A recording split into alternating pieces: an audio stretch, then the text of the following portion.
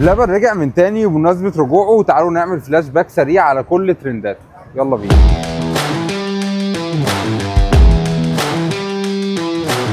جبنا اجمد 5 اختراعات بالنسبه لي في تاريخ بلبن. اول واحد كمين الشربيني، وبعده القشطوطه، بعده كشري المانجا، وبعده البمبوزه، واخر واحد الليزي كات كيك. الاجمالي 415 للخمس اختراعات. الاوردر خلص بسرعه بعد 10 دقايق بس. تعالوا نجرب ونشوف ايه الدنيا. هيفضل اجمد اختراع بالنسبه لي مهما طلع من اختراعات كمين الشربيني. الرز بلبن مع القشطه البلدي والبسبوسه والايس كريم والمكسرات اختراع. بسم الله.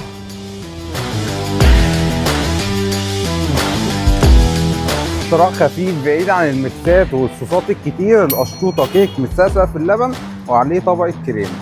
دوق بسم الله. كشري الحلو، نص مصر اتفقت عليه والنص التاني اختلف عليه.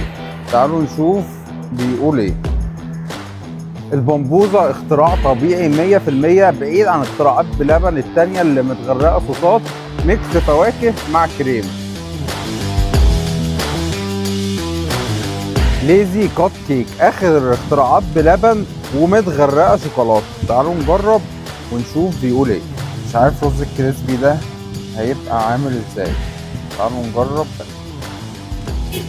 مفيش اي حاجه غير طعم الشوكولاته بس.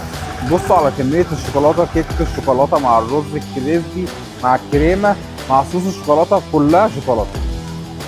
بلبن عايش معانا وبيشوف ايه الترندات وبيحولها لاختراعات، وغيروا مفهوم البيزنس وطبقوه على ارض الواقع في مصر والوطن العربي. مشرفينا جدا. شكرا من كل قلبي لبلبن. سلام.